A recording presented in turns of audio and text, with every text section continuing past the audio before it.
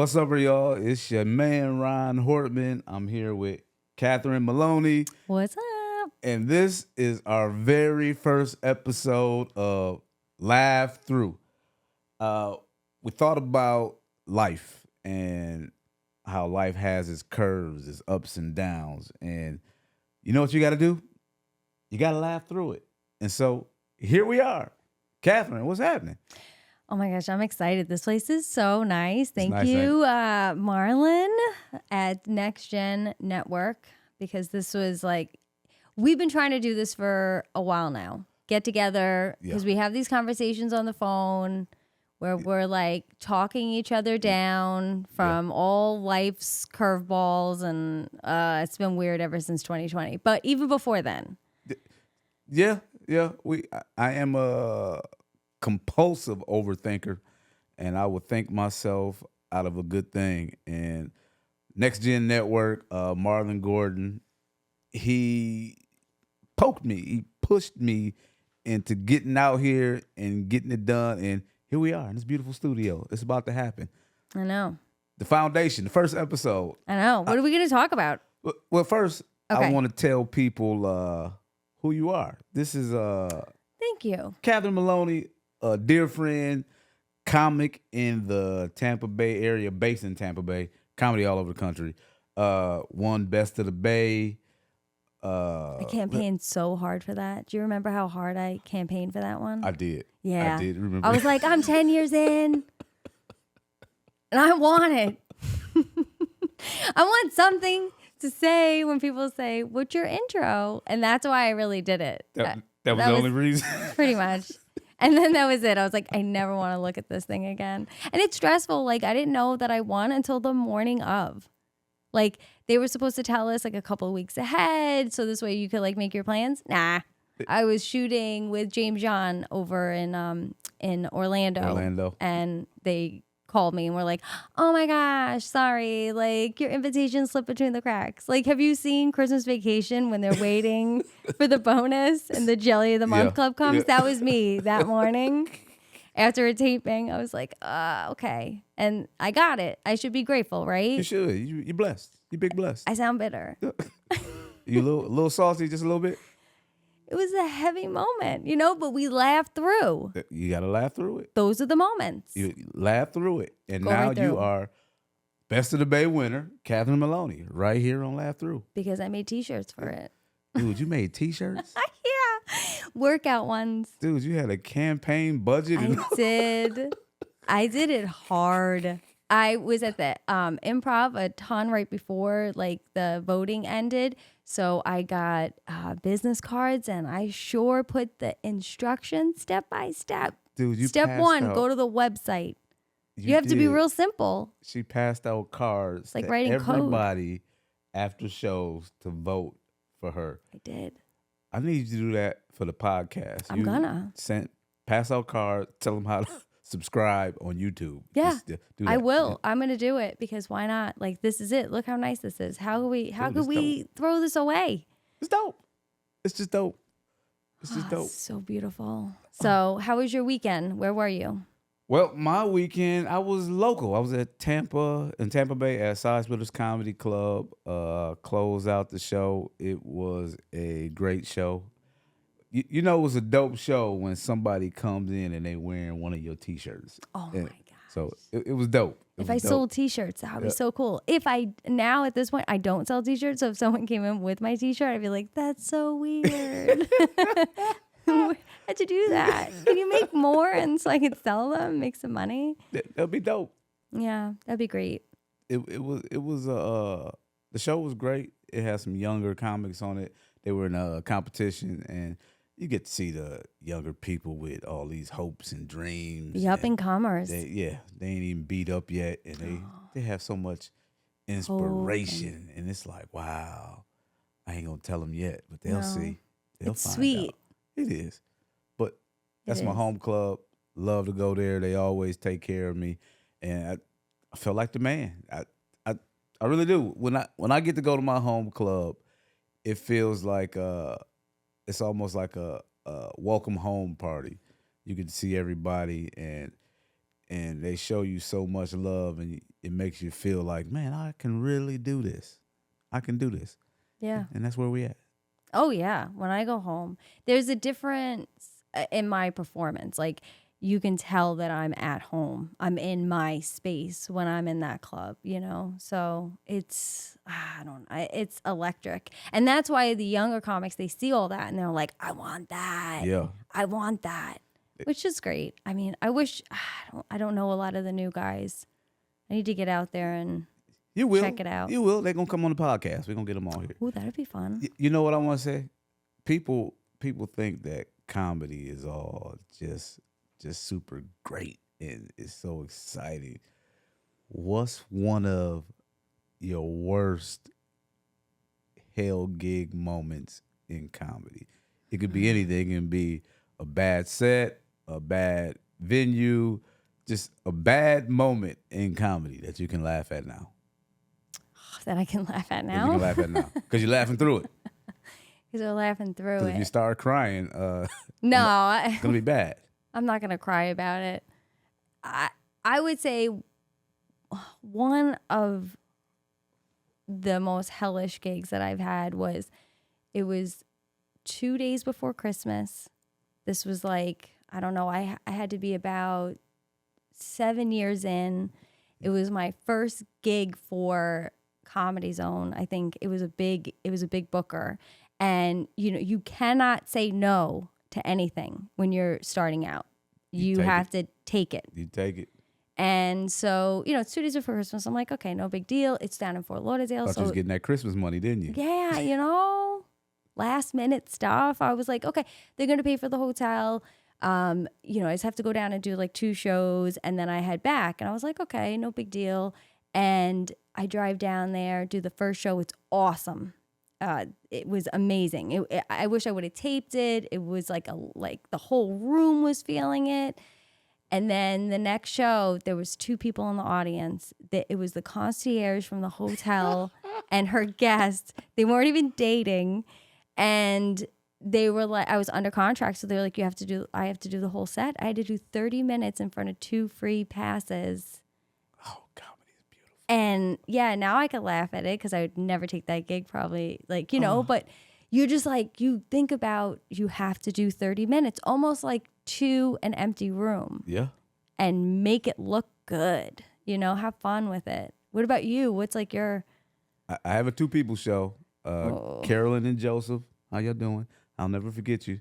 I had to do 30 minutes in the Orlando Comedy Festival with Miss Hope, and it was 2 people there. Yeah. Hi, Miss Hope. Yeah.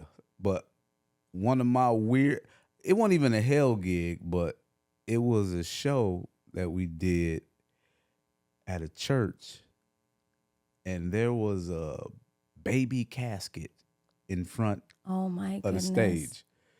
And so I didn't want to address the baby casket. Like, what was the reason? Like, it was a little bitty casket. And it was so awkward. Like, the whole night I wanted to just say something, but do you Not make a one joke? person in that whole place said anything about the Nope. tiny casket in the room Nobody with the mentioned comedy show. Nobody mentioned it. And I was scared to say something like, what if that was representing somebody that, Like a prisoner of war when they Yeah. like set the table. boy? So that was just weird. That was the weirdest moment for me. To this day, you have no idea why that was there. I don't know why the baby casket was there. I don't know. How could you not ask anybody? Because I didn't want to be the person to bring. So just think if you go to a show and you making jokes about a dog and you didn't know that you showed up and you're doing comedy at an event where people just lost their dogs. Mm-hmm. How awkward is that? So that's why I would like pull somebody aside like in the bathroom and be like, hey, nah, not me. No, you just let that one go, I was huh? minding my business. You were. Yeah, I'm minding my business. I don't know about the baby casket. It was right there in the front the whole time. We was all telling jokes and nobody said nothing about the baby casket. I hate to laugh. It's just that is the most bizarre thing I've ever heard. And I've heard a lot and I've experienced a lot. That's that. Just to not know who else was on the show. It was me, Brian Sawin, and God, who else was on the show? I can't think right now. It'll pop in your head. Yeah, I'm just If blurting you it out. didn't know, then Brian Sawin didn't know because Yeah, he would have told you or you would have told him. So we didn't know it was. It could have been a baby in there. That's so sad. But why the comedy show about it? Life is. The baby loved to laugh. I don't know. That's don't the know. one that I've always wondered about. Like, why? Like, what was the significance of it? Like, what was it there for? Yeah. Like, clearly wasn't nobody in it, but why would you leave it there? Why? I don't know. You know, What color was it? Was it white? It was either white or silver. Okay. And well, you know, pastors now, they do stuff for their sermon. They have Props? Yeah, props. I don't have props. Yeah, it could have been a prop. To represent like sin. It's like, you keep messing around. This is going to be you. Yeah, At Sunday school is no joke. Yeah. Growing up, we had our pastors would scare you to Jesus. I mean, the nuns used to beat us. Yeah. And then, you know, literally. Nuns is worse than pastors. I didn't know that. Oh, nuns are no joke. Really? Yeah. Think about like your They mom. put their hands on you? Oh, yeah. I mean, they never. The sweet old ladies? Sweet old ladies. I did not grow up in the generation where they were allowed to physically attack us, but our parents were physically attacked by them. Like they'd put the ruler on their knuckles and like stuff like that. You saying the nuns attacked? Attack? When nuns attack. That's it. It's going to be my horror comedy. Jeez. Yeah. I never thought of that. Nuns are no joke too because like, you know, whatever, like cops are scary and everything, but like they can only do so much on it. They're only mortal, but like nuns, man, they're married to God. That's what we believe in the Catholic faith. So like Wait. Yes, they take a vow of chastity and then they're basically like they're giving up their ability to get married like priests do. Okay. But they're like sealing, like they wear wedding rings. Nuns wear wedding rings because they're like showing that they're committed to that part of it. Yeah, it's like serious. So whenever like people talk trash to like nuns, I'm always like, oh man, that's Jesus's wife, man. I would mess around with that. You know what? I guess it is scary. That's why nuns in scary movies too. Yeah. And the craziest thing Because it's like next level. is because they always old ladies. Are there any young nuns? They're fading out. I've done research on this for my podcast, and in like the next like 30 years, there'll be like 4 nuns. There's like none. You need to step There's your none. game up. There's a lot of rules, you know, and it's a modern day. A lot of women aren't gonna like give up certain things, you know. Like I don't know. I think it's a sweet gig. All you gotta do, like now that I'm at this age, like if somebody was like, "Hey, would you be a nun?" I'd be like, "I'm in." Okay, all I got to do is get up. I do yoga. I do a little prayers. I do a little cooking, a little cleaning, more praying, Okay. more cooking and cleaning. Do a little bit of, you know, volunteer work. It's very easy. A lot of praying. I don't have a man in my life. I got a guy I just talk to in my head. You know, it's pretty easy. So you're doing that now? Yeah. Exactly. I'd like to have the retirement plan. On average, I did the research on this. On average, like a nun, she makes like at least like I think it's like 24 to 60 grand a year. Because Nunning? Nunning. What? No man, no problem. Praying, yoga, cooking, cleaning, praying, cooking, cleaning, yoga. But you got to tend to them bad Catholic kids. If that's your choice, you don't have to be a school nun. You can do other stuff. They got ones that do like, you know, the Eucharist. There's a whole parish. I don't know what that word is. Okay, so Catholics, I don't know how we turn this into my podcast. Yeah, I'm sorry. Listen, Let's go to the Hash Wednesday podcast. That's mine. That's mine. I will say this, that about being scared of nuns. Mm-hmm. I was watching a video and it was an old nun, but it really was another person dressed like an old nun. Oh, that's scary. And they just ran real fast. And just seeing the old lady run Freaked you out? Scared the heck out of me. Like, it worked. yeah, so that's all right. So ever since then? Yeah, I mean, I mean, I don't got no problems with them. I just, No, they use them in like the horror movies and stuff. So Yeah. it is scary. There's are the a little Nun, scary. actually. There's a horror. It's the Conjuring series. Yeah, see, Yeah, I don't watch scary movies. Yeah. I don't do scary movies. No? at all. No. Like, what's your go-to right now? I like the street thug, drug dealing, gangster, Okay. plot, BMF movies. Yeah. I can, Yeah. yeah, New Jack City type stuff. Yeah. That's that's That's what I grew up on. So Yeah. that's what I like. So yeah, I don't watch scary movies. no scary. No, not at all.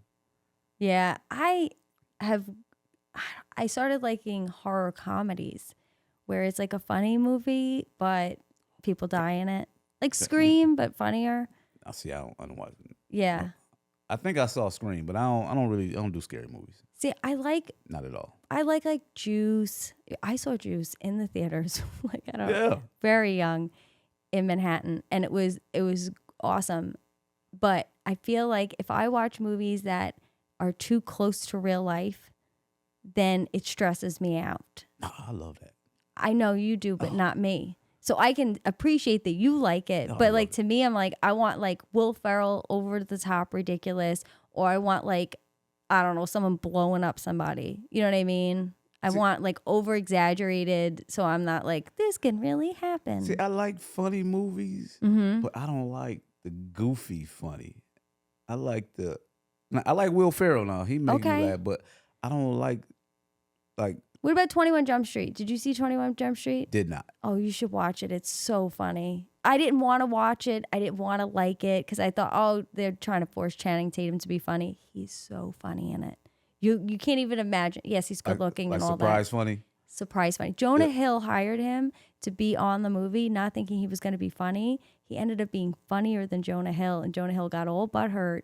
Was like, oh, he's funny and good looking, and he's so good in it. You know who else is funny? The wrestler. John Cena. I watched the movie with him. That dude, hilarious. Yeah. You see Vacation Friends? That's the one. So good. Hilarious. I was shocked. I was shocked. I hated a little bit. Like, God dang, he took that from a comic. I know. He was good. He was good. He killed it. I know. He really did. I agree. He is stepping up. He's definitely stepping up. He's not too far from here. People see him over 54 and 41. Who, Cena? Yeah. Oh, no, 41, yeah. Like those gas stations over there, yeah. A lot of the celebrities live here because of the taxes. Yeah. Yeah. It don't matter to us because we ain't got no money yet. Yeah. Yeah, but We've been here before it was trendy. we trailblazers. Yeah. Trendsetters. It is bizarre that we both have lived in Newport Richey, Florida for as long as we have.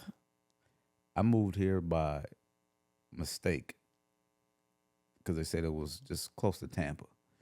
And You did no research. no, well, I thought it was 15, 20 minutes away. It is not 15, 20 minutes away. It's not.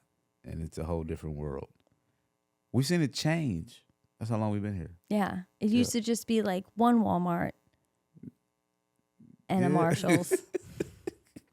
Now it's everything. We're getting a Portillo's. We're getting a Longhorn. They moving some of the cows out. I'm so sad about You know, that. they moving the cows. Get I rid of the love cows. seeing the cows, you know. You know, I saved cows across 54 a couple of years ago. I say a couple of years ago. Could have been like 6, 7 years ago.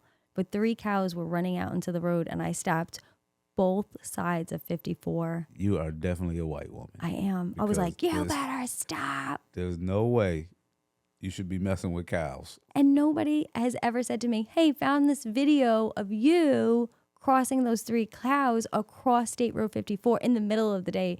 It was the funniest thing. I pulled up and this lady was kind of pulled back from the stop sign. I was like, what is this lady doing? So I kind of pulled up to her and I look in. She's all disheveled. She's like frantic. She's on the phone. She's like, A white woman? yep. She Yeah, was like, see. there's a cow. She was like, can you watch him? I don't have a bra or shoes on. I'm going to go home and put shoes and a bra on. I've already called 911. Just make sure they stay here. Like it was a dog, So wait, she had to go get dressed basically. to help the cows? Yeah. See, it's not a black or white thing, but You're making it There's- out to be, though. but there's no way. There's no way You my would've done black- that? My black mother or my black wife Would have done all that? or my black auntie would have stopped to help the cows. I'm just sorry. But I just feel like we're so horrible human beings. We just like abuse them constantly. If I could do something to help them. But you know me. That You was- know me. I got a mission, man. That was very sweet of you, but those cows, I think they would have been all right without you stopping. Did you touch them? No, touch them. Are you kidding me? They probably would have hurt me. They were probably like, this lady is Look at crazy. this. You see how white women play the victim that quick? You know, the cow. Have you seen videos of No, I don't- people? no. No, there was this video I saw recently. This lady saw a bunch of those Highland cows, the ones that are like long haired. This idiot thought you can walk up and like pet them, and it attacked her. That's why I had that reaction, because I just saw the video. I was like, I would never. And you still helped. But that was like years ago. It was way before I saw the video. But yeah, of course I helped. I pick up turtles and try to cross things. No. Yeah. We do No. enough damage. I will do as much as I can within reason. I'm not going to harm myself or my child, but Have you? yeah. I've seen somebody help a turtle. Yeah. You pick up the turtle and you take it to the other side of the street. But what if the turtle was really going the other way and now you put them back over there? Now you got to start all over. I try to naturally see where they're pointed, and then I try to get them safely away. Yeah, I do. I try to like, I'll watch them for a bit. Like if I'm like driving up to them, if I'm approaching them, I'll try to see if they're naturally crossing left or right, and then I'll put them in that direction. Trying to be, Good for you. trying to be a good person, dude. Good for you. I think in the afterworld, all these animals are gonna like visit me, so I just do it to be selfish. I'm just collecting them. Good for you. If you want to save the turtles, I like a turtle, but I'll go around it. Very nice of you. But I'm not getting out my car. You're not gonna touch it? No. Okay. Salmonella. Yeah. Yeah. I read stories. Yeah. I'm still here. Are you? Am I? I am barely hanging on these days. Oh my God. How did we end up talking about turtles? I don't know. This is our conversation. So you were a hometown boy this week. You know, you hung out with the local up and comers. Yeah. Saw some raw talent and some I did. have you found, I've been looking for my opener. Have you found your opener? We're trying to find openers. I really don't even look at it like that. No? I just don't. I like to see funny people, and I'm so weird. I think that after a while, I would get weirded out. They'll get weirded out by me. Like, how long you been knowing me? I'm coming up on 16. So you know that he's cool. We hang out when we hang out, but then it's almost like it turns off. Yeah. And a lot of people you just meet, it got to be on all the time, and I don't know. Yeah, I don't want to be around somebody that I feel like they're working on a bit or trying to maybe impress. Even if I'm not talking about impressing me, but like the venue or like, you know what I mean? It's like you're always on. It's kind of draining personally. Yeah. So I think that's why a lot of us were starting to all work together again, which is funny because most of us have started headlining, and now we're all starting to go, will you just open for me and I'll open for you next time? Yeah. Because it's just nice to kind of have each other and feel like, you're just hanging out with somebody that you've known forever. And I don't know, it's an easier night. Yeah, and not to say, I saw some very funny people out there, and I don't feel I'm on the level. Hey, you want to open for me? No, but sometimes like you do a show and people are like, hey, if you ever have anything, or if you've got some feature work, or I open or whatever. Like I have a lot of people that'll say that to me, whether it's me needing them or maybe you need an opener and you're looking for somebody. So I don't know. I feel like everybody's always throwing their hat in. Yeah, I guess I seen that then. Yeah. I would say that. But like I think about like when you said it like that, like if Like you're going on the road. Yeah, I'm going on the road, and yeah, that's We're doing something. this 13 theater tour, Yeah, and I need my opener. I got somebody who's gonna go on the road with me. Yeah, nah, I'm definitely not looking for that yet. Yeah. When it happens, I'll let you know ASAP. Yes, let me know. ASAP. So, comedy. Mm-hmm. It's not what people think it is. No, it is not. What has been one of the most disappointing things about comedy? Eek. Disappointed. The money? It sucks, don't it? Yeah. The Yeah. money is rough. Yeah. I don't think there's a lot of factors to it. Yeah. And if you don't approach it correctly, it could take you a long time to get where you need to be. Yeah. I think, what do you think? What's the best advice that you wish that you could give yourself like now? Now I would say don't take it personal.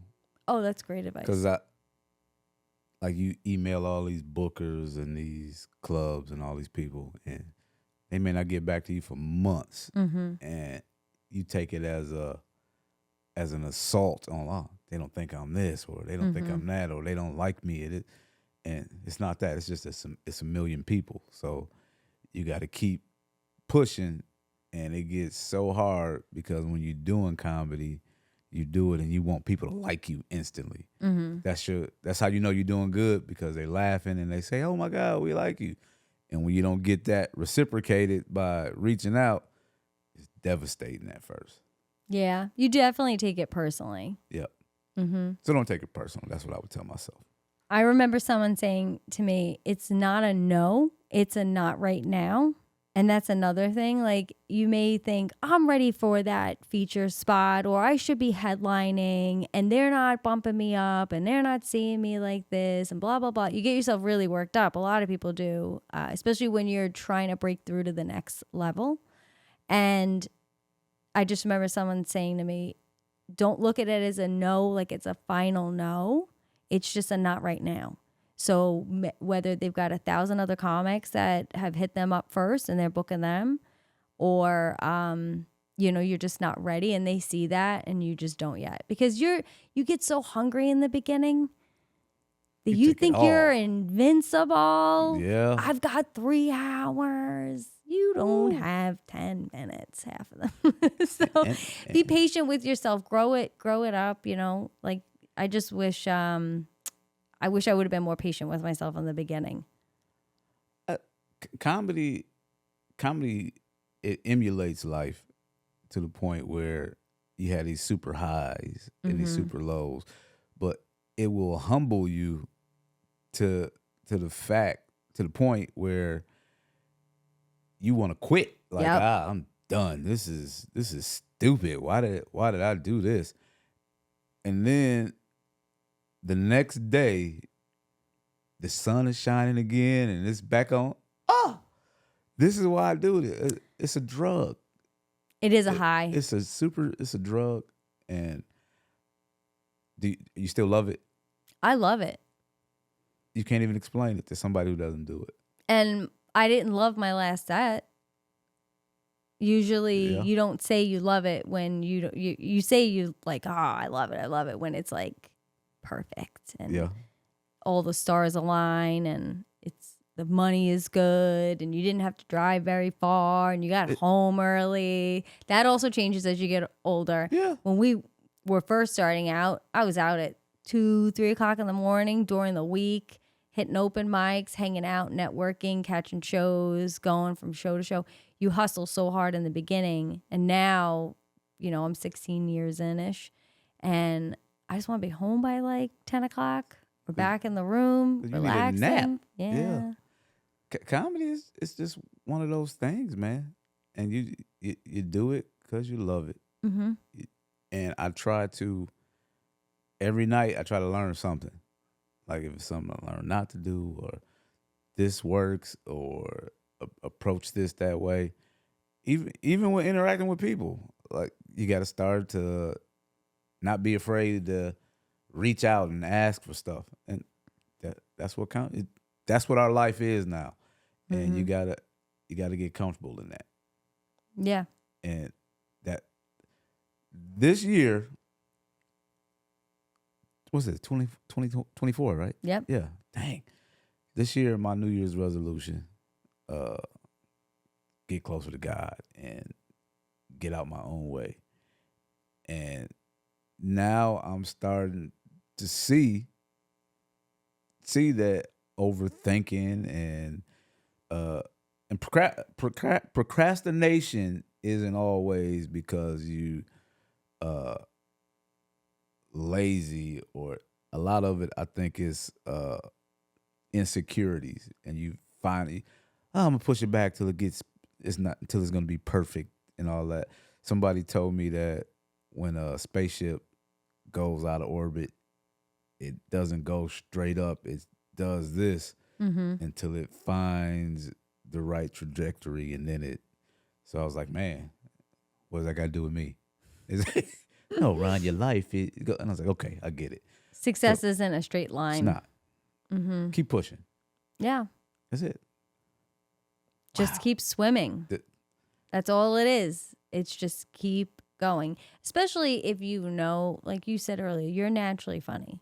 Like, this is what you're supposed to be doing. You're supposed to be performing. You know it. You get all the feedback from the audience, and you know it when you get off. Like you said, we have some shows where you almost feel like you're floating off stage, and it's amazing. And those are the nights where you go, yeah, this is why I do it. When I realized that I was almost a sex symbol, and you know, sorry, I laughed so hard at that.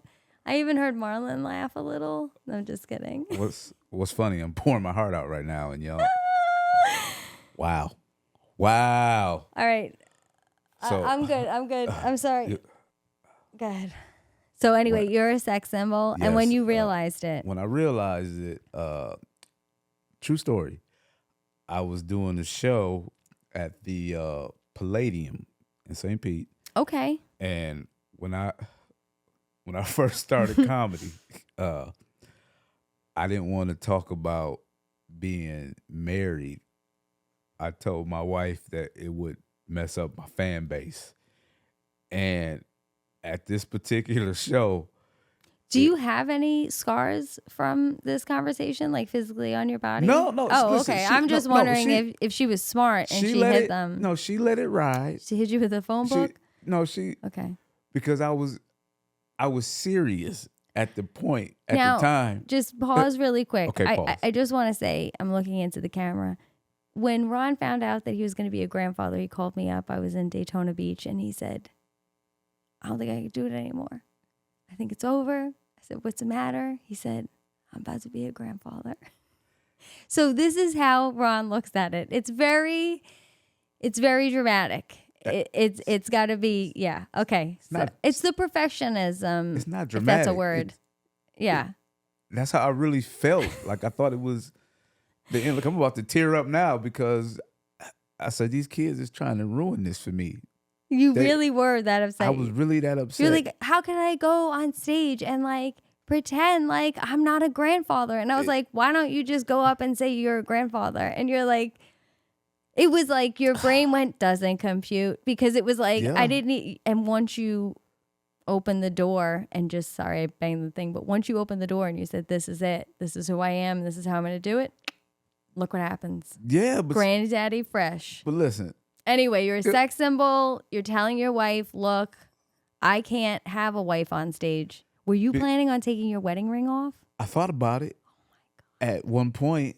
Ty, I'm sorry. No, but this is when I first started. And I didn't know that my fan base was going to be 75-year-old people in Florida. This is when you were Ron man, single man. Yeah, I didn't know that. But it was, you think that everybody, when in entertainment, they want the young, hot, Matt Rife, single. It was, yeah. But that's what they want. That's what they want, and And you're like, I could be that. I could. Yes, I was that. Except I had kids and a wife, and I was old and not really in shape, but I had charisma. And so, I really, so at that show, when I told her that I wasn't going to talk about being married on stage, she said, now these are her words because I wasn't there. I was on stage. Had a great set, by the way. I was killing that day. You were single. Of course you were. You felt light as a feather. No stress, no nothing. And she said it was these girls that were sitting in front of her and they were interested in me. I mean, I can't blame them, but but I felt horrible because I felt like I was denying that part of my life, and she going out here and because it was just me and her. I didn't know anybody here. She's coming out here to support me, and I'm denying her. And can you imagine now that you're looking back on that? Can you imagine you even entertain that? Never. Oh my gosh. Never. You better buy her flowers on the way home. I think I am. You I think better. I think I will. You better say, listen, but we were talking about the beginning. She'll tell you. And I love you. Yeah. She's always been your ride or die. Yeah. Always, always. Oh, I got some stories podcast. Y'all gonna hear them. Mm-hmm.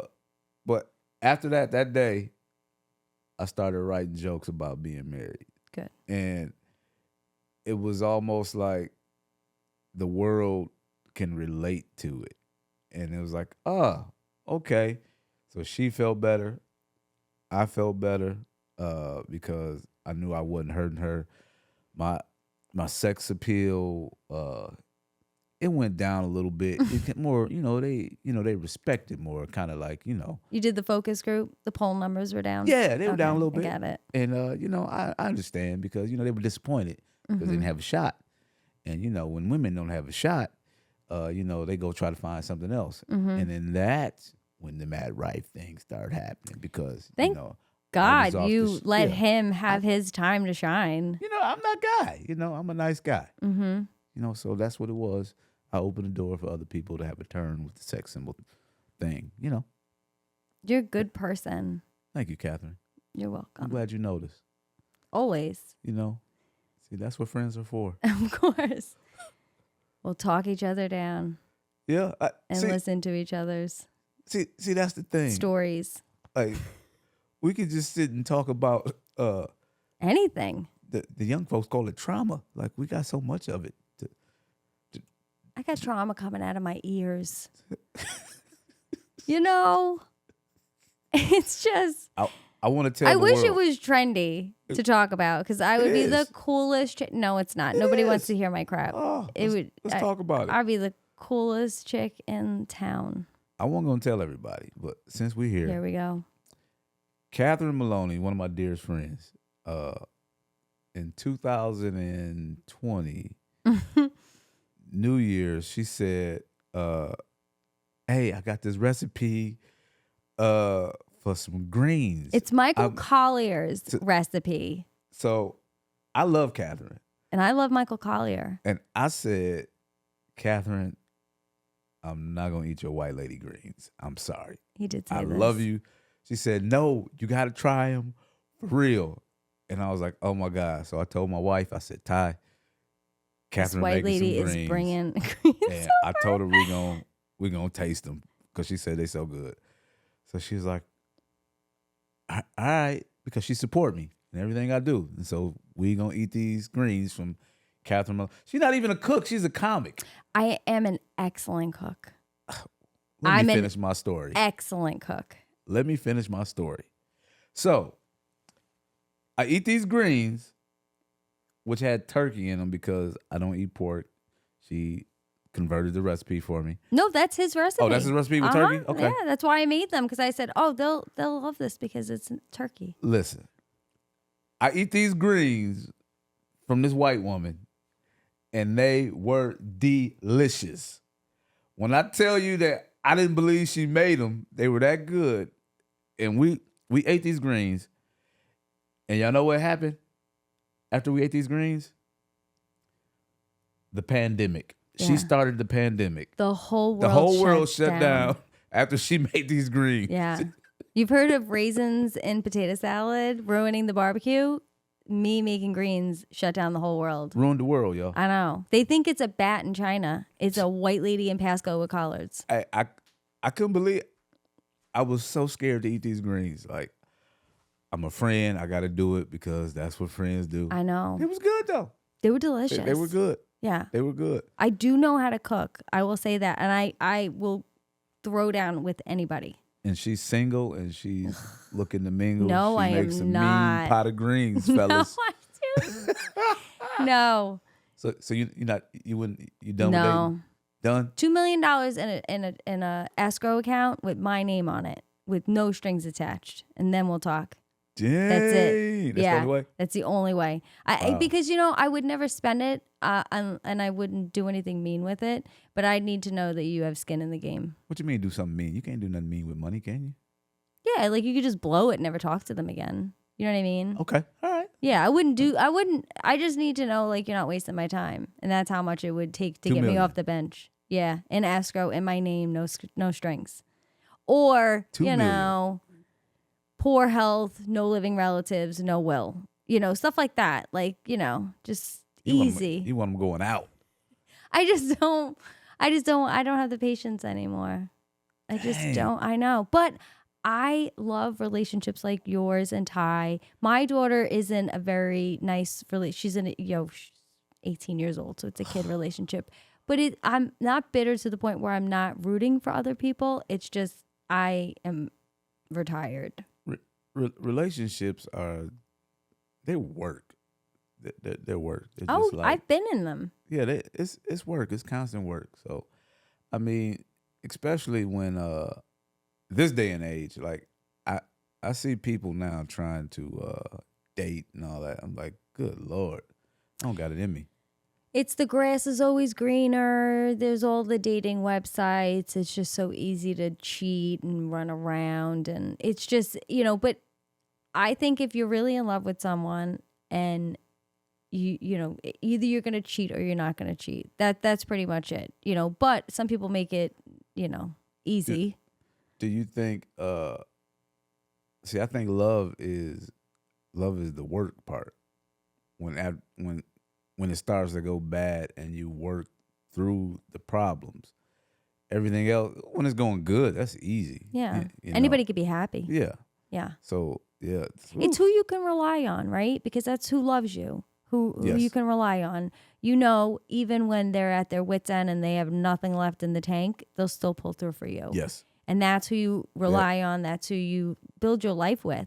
If you're put yourself in a pickle, and if you ask that person, like I dated somebody one time, my car died in the school parking lot when I was going to I dropped off Kayla. I'm in my pajamas. My car dies because I think either the battery or I ran out of gas. It was something stupid. But anyway, I call, what are you going to do about it? What am I going to do about it? That's what he said? Yeah. I said, that's it. Done. So you have to put yourself even in these situations where you say, Wait. yeah, That was his response? yeah, what are you going to do? Wait, hold up. I'm calling, like, Yeah. all right, you pick up the phone. Hey, Hello. my car stopped. I'm in my pajamas in the parking lot. Ooh, what are you going to do? That's what he said? Yeah. I'm not exaggerating. And I was like, I guess I'm going to call somebody else. And I did. I called somebody else. They got it towed and everything worked out. But yeah, that was the end, that moment. So there's What's his name? Let's blast him. I am not blasting. Please. People would be so excited if I said their name. Was he young? No, man. Grown man. Over 40? Over 40. Dang. I know. Disappointing. Yeah, disappointing. But that's just the way it is. So if you have a situation like that, even if you don't want to put yourself in a situation where you're in danger or you're like, oh, if they don't jump for me. In your mind, you say to yourself, if I was in this spot, what would they do? And if your mind immediately goes to the critical thinking of, I don't think they would jump and help me even though I'm in need, maybe that's not your person. It can't be. But you have that person. Man, I'll call her right now. She would jump. Hey. Well, she wouldn't even jump. She would come to your Like Marlon. aid. Marlon said, we need somebody else on the podcast. We need you to come through right quick. She'd be like, I'm ready. I'm bringing them grandbabies, though. Of course. Yeah. They're so cute. Me and her. Oh my. We'll talk about some stories later. But Okay. we have no. I can tell you some stories how Ron Hortman has matured. Yeah. Yeah. And in my defense, I was raised in a very strict household, and you know how when your dog get out the yard and they just run everywhere. Yeah, and you're yeah. like, come here. I did that for a few years in my life. Like, I didn't want nobody to tell me anything because Yeah. I'm an adult now. I'm a Yeah. grown man. You can't tell me what to do. And I was doing a lot of things out of, I don't know the word I'm looking for, because I thought I was being a man.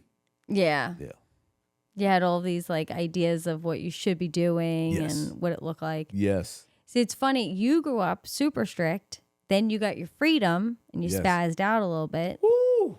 Now, I had no supervision, zero, like at all. I could run the streets anytime. What? Yeah, crazy. Our environment was nuts. Like, but mine especially. I mean, when I was in the 6th grade, my curfew was like 10 p.m., I think. And then when I was in 7th, it was 10, and then 11 o'clock when I was in 8th grade. And then when I was a freshman, I didn't have a Come curfew. home at 3 a.m. and 4, a freshman. 5. Yeah. Man, my mama No would've- phone because I ran up this. Remember when telephones were expensive? Like when you'd call, Yeah. I ran up my bill to like $500, and my mom was like, "We're not paying it." So she thought it was a punishment that we didn't have a phone. So I could go say I'm staying at so and so's house, and no one could call. Everyone was telling their parents they were staying at my house because we didn't have a phone. What? My Mayhem. mama would have killed me. I know. And we're both sitting at this table, so Listen. who knows, right? What's the right environment? Ugh. I mean, you're in a way healthier relationship in your life than me. But This is how strict my household was. My mother said we had a strict nobody comes in the house if they're not there rule. Like nobody. okay. Like I couldn't let my grandmother in if my grandmother came to the door. One day, I don't know why, but the cable guy came. I let the cable guy in. All right. I shouldn't let nobody in.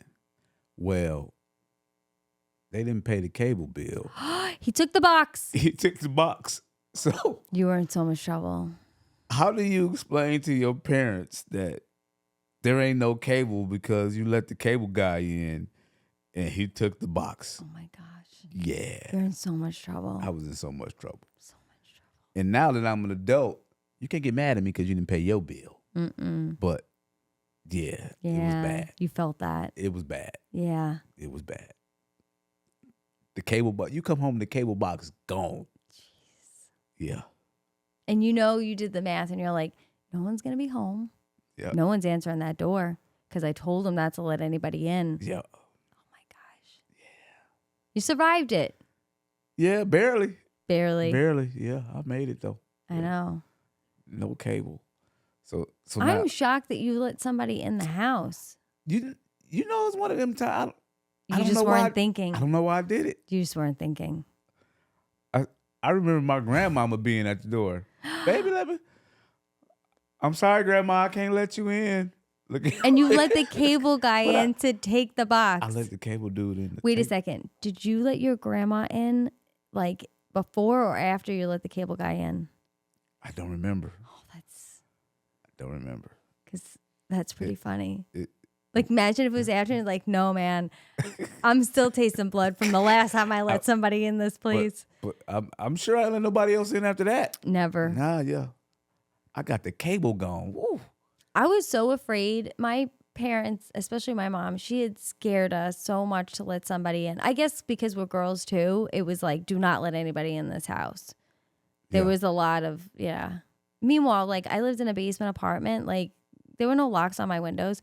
My mom lost her mind when she was about my age, and she was deaf, and we were living in this crappy basement apartment, and she got all these motion censored gorillas that when you went in front of them, they played the Macarena. And she put one in front of every window. And I came home from college break and I was like, when did mommy have a total nervous breakdown? And you just hear, hey, Macarena. And she's like, somebody's at the window. So That was my childhood. So you get up to go pee in the middle of the night and you got to do the Macarena. Yeah. I was like, dun, dun, dun, dun, dun, dun, dun, dun, dun, dun, dun, dun. Yeah. That's hilarious. It was it hilarious? Yeah. So yeah, you know, it explains a lot why we're comics. Yeah. Yeah. That was like terrible. Oh, you probably hate the Macarena. It's more emotion censored things that get me. Because it's every holiday. My post-traumatic stress starts flaring. I'm like, yeah, she was just so crazy. Dang, that's... I know. I mean, there was like 10 of them. You know, it was like at every window. It was like a random dog in the house. I was like, what is happening? I mean, I get it. If the gorillas are dancing, somebody in the house. Mm-hmm. Yeah, so I mean, she's kind of smart. Yeah. Dang. I mean, that is the most white trash MacGyver home security system ever. But yeah, I mean, to each his own. Ron didn't say that. She said that. I said it. Quick segue. 4th of July is coming up. It is. Are you having a big cookout? I am not. Good for you. I am not. But we will have we'll do the sparkles. Oh, you just do the sparklers? For the grandkids. Oh, cute. I'm always scared of the fireworks and the firecrackers. Mm-hmm. My brother gonna get mad at me for telling this story when we were little. What do you call the bottle rockets? Yeah. One of his friends pointed the bottle rocket and it flew in his mouth. No. Yeah. Did he get like a scar? Yeah. Had to go to the hospital. So I'm a little scared.